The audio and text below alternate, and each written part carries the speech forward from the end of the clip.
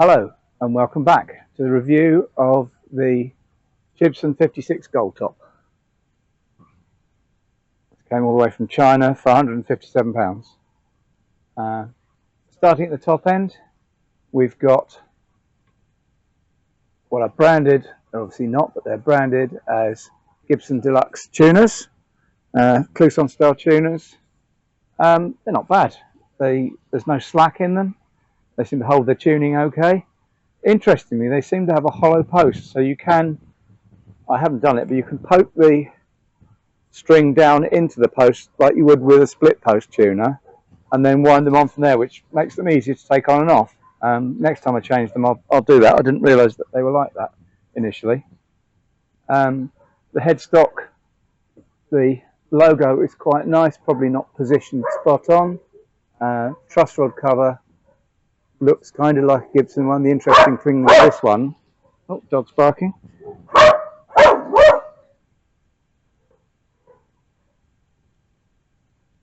The interesting thing with this truss rod cover is that they've got around the problem with putting the screw in the middle by putting a really long screw which then goes into the wood behind the hole, rather than having it's not screwed directly into the wood.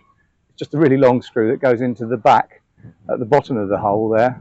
But it means that they've got a sort of traditional looking truss rod cover with two screws rather than the usual Epiphone 3-screw things.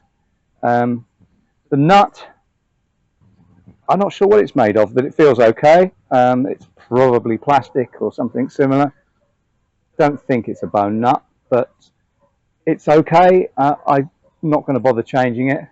I think my opinion of this guitar is that it was so cheap, I'm not going to bother putting any fancy pickups in it or anything. I've got better guitars, but this one's just a bit of fun, so why bother spending lots of money on it?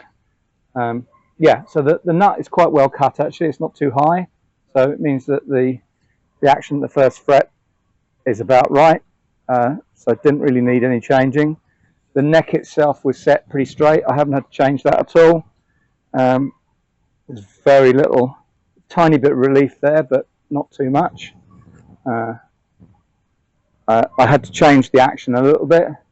The frets are okay. I haven't polished them, but they're not particularly scratchy. Some of the fret ends on the high E end were a little bit scratchy. I just filed those down a little bit, so they're a bit smoother, but generally not bad. I've had much more expensive guitars with worse fret ends, definitely. Particularly Epiphone ones, not particularly great. The binding's quite nice. The neck is a one-piece, well, actually it's two-piece. You can just see down there at the heel, it's split into two, but the main part of the neck is just one piece. So there's no scarf joint at the top there, and no glued-on wings on the headstock. Feels quite nice, fairly chunky at this end. It's quite a nice neck profile. Generally pretty comfortable to play. The join with the body is okay. Interestingly, the body is made of 3 pieces. I don't know if you can see that. We've got one there. Oh, I can point to it there. So we've got one there, another one here, and a third one, which is the main part of the body. Now, if you look at that, it's not very straight, to be honest.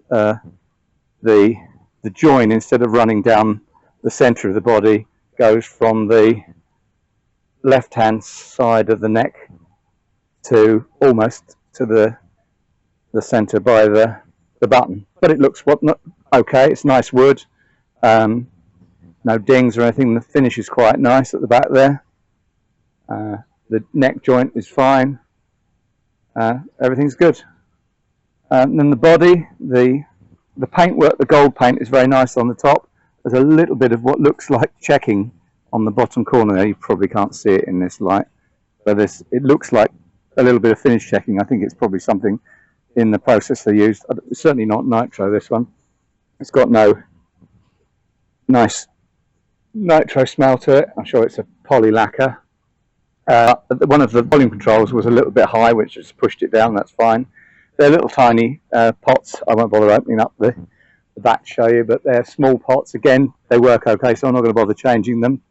There's a metal jack plate there rather than a plastic one that you get on a Gibson. The bridge, the corners here are a bit sharp, so might file those down a little bit.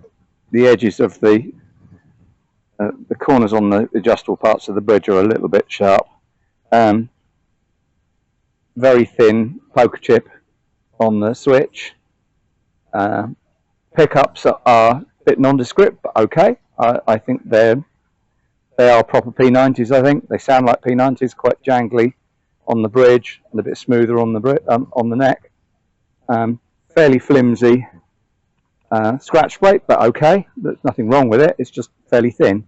The binding is on quite nicely. Not much bleeding over from the dies into the binding. The buttons are well fixed on. They're very similar to the Gibson buttons. I'll probably replace those with Charla ones. The switch feels okay. I think I haven't opened up that cavity yet, but again, it feels okay, so I probably won't bother. The bridge obviously doesn't have the standard Gibson posts with either with a hole or nothing at all.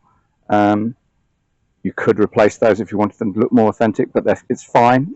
It's quite solid. So apart from these scratchy adjustable pieces, I might sand down the edge ones. The actual tailpiece again is okay. It's down pretty low on this one. You can see that it's more or less decked, but it doesn't. It's high enough that it doesn't ground the strings on. Push the strings against the bridge. The volume controls and tone controls work fine. They work like volume and tone controls, but a reasonable range on them. They're not like an on-off switch like some cheap ones are. They are little tiny micro potentiometers inside, but they work fine. I say my idea of this is not to spend loads of money on it because I have other more expensive guitars to play with. This is just a bit of fun, really. I think if I were using it out on stage, maybe I'd change the pickups, but if you're just playing with it at home, it sounds fine. We'll do some sound examples later on.